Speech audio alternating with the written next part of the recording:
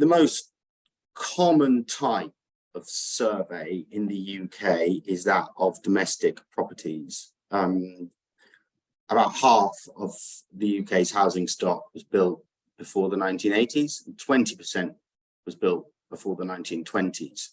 So many of these buildings will often have some kind of defect, either arising just from the passing of time. Maybe there was a wanton construction method used when it was built. There might be some material decay, or it might even have just been a design deficiency right at the beginning. Different types of buildings require different levels of survey. Yeah, so when looking at residential blocks, which we're going to focus on residential here, there are two main types. You have your privately owned single dwellings, and you have your shared purpose-built blocks. So there are some key differences between these two types of survey. With the privately owned properties, the survey will typically be commissioned by the user, the owner-occupier. Yeah, so this person not only has user experience of the building, they also have full responsibility of its condition. So maybe one day they'll notice a crack or a window that doesn't open properly. They'll be concerned, maybe for their own safety. So they'll want to get an expert in to just assess its condition. With the managed blocks, so with the high risk buildings, it's different. So your accountable person isn't the user. The users will usually typically be either leaseholders who have maybe bought the lease of the space of a unit, or they'll be tenants, either council or private rented. So the gap here between the accountable, responsible person and your user is one of the reasons why many of these buildings that would have benefited from an inspection didn't get one. Either because the building users weren't notifying the blocks manager, or they were, and they were just being ignored.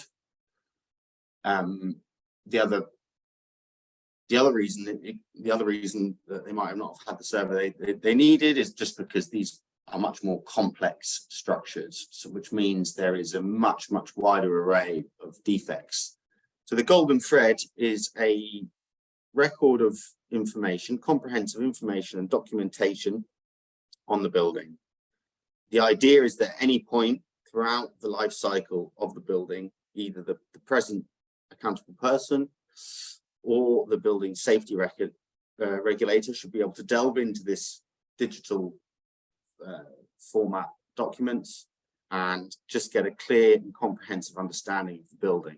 Included in this pack, there should be some documents on the structural form and its integrity with existing buildings. So if it's a new building, then you would have structural drawings, structural engineers drawings, which would describe this. If it's an existing building, you may not have those drawings, in which case you may need to commission someone to go on site and find this information out. Maybe come up with some diagrams showing the form and how the different structural elements are achieved, stability, safety. If it's an existing high-risk building, there, in addition to the golden thread, the accountable person also has to compile a safety case report. In the safety case report, a structural survey is mandatory.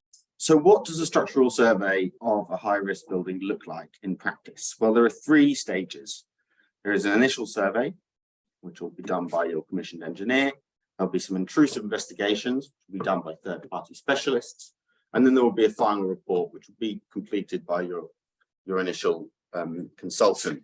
The focus on with the plans for the premise information boxes, just ensuring that they are in line with what you have in place in your boxes, in line with and agreed upon with your local fire rescue services, and in line with the NFCC guidance. Ensuring that you have all elements as part of the package, that is the floor plans, orientation plans, the vertical section drawings.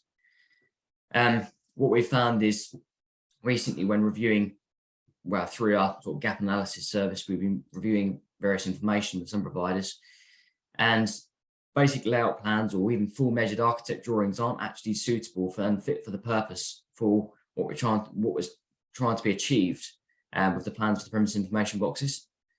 So I think it was just a point out just to ensure that it is what you have in place is accurate as well. Annotations are accurate.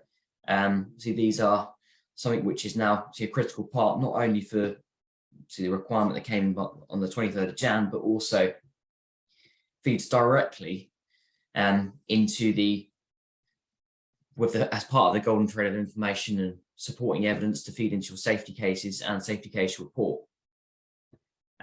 So definitely critical to get us right. And I'm sure we will be able to share examples which have been agreed. If you want to do a review or check internally, we can share some further guidance on this after this webinar.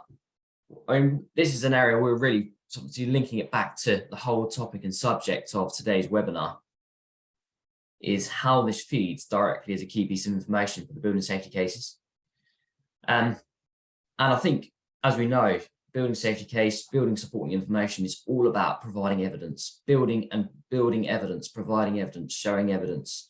And that's what the regulator is looking for. And I think that's where it's linking overall. And like we just mentioned, in order to provide that evidence, I think it's important as organisations to review what information you have in place. I know many organisations might have completed various assessments or forms a while back, which can also provide great assistance. But it is important to review how this aligns to the PAS-9 NATO report or FRAW, in order to ensure that you do have that key evidence to build into as supporting evidence for the building safety case. As we've already mentioned, EWS1 form is not a safety record. So there may be someone in this audience with blocks over 18 meters, which may want to just take that review and look back at what information you do have currently on your external wall systems. It is critical to have the key documentation in place as part of the journey. Just moving on to the next slide briefly, I also wanted to just highlight a little bit more around with the preparation of the building safety cases. I know there may be as many probably already well on the journey with the process of creation of the building safety case, of your building safety cases. Obviously, like I mentioned before, over the last 12 months, we've been supporting organisations, and we've been working in a fairly formal but simple approach, a three-stage approach. Just for those that may be wondering how and what is the best way of completing things. We've come up with a three-step approach, which includes stage one, the information review gap analysis. I'll discuss that a little bit more in the next slide. And then the second stage is then the proposal of solutions to address the information gap. So this is what today's webinar, some of it's about. It's about filling in those missing gaps, whether it's, do you have the infrastructural information?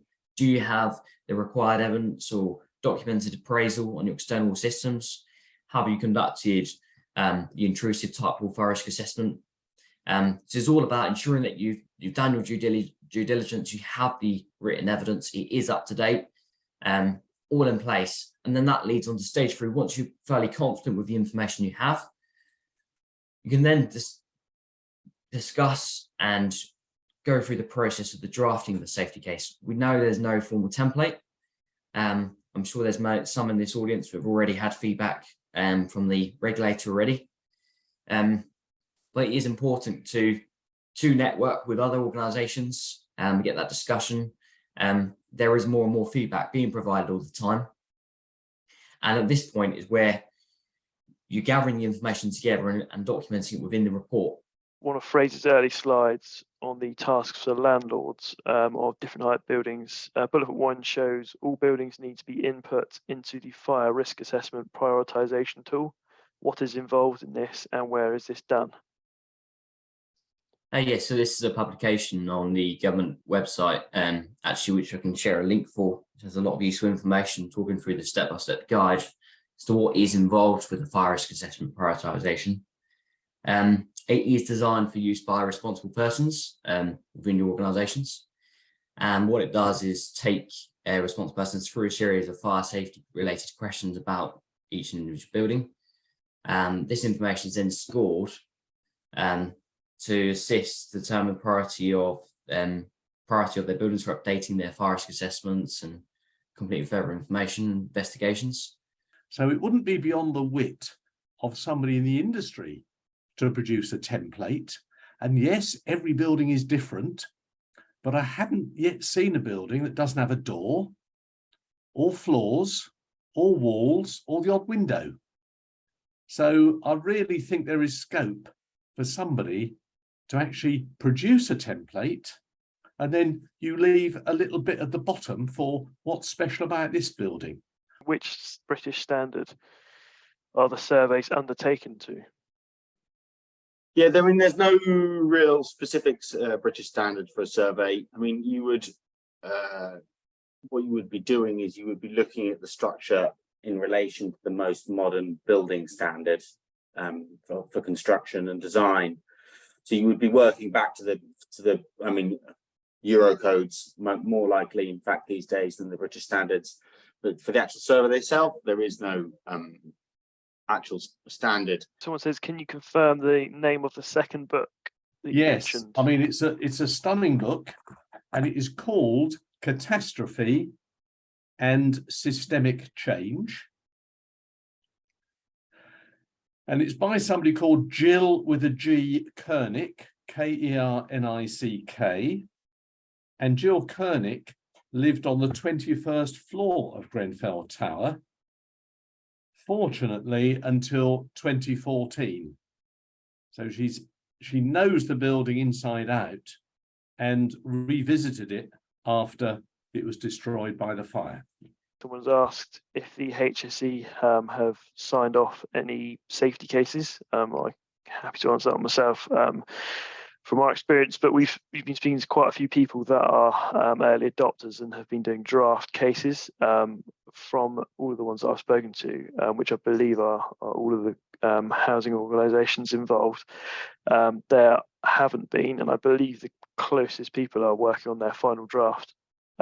Or what they hope will be the final draft. This is only words. It's what we do with it that's important.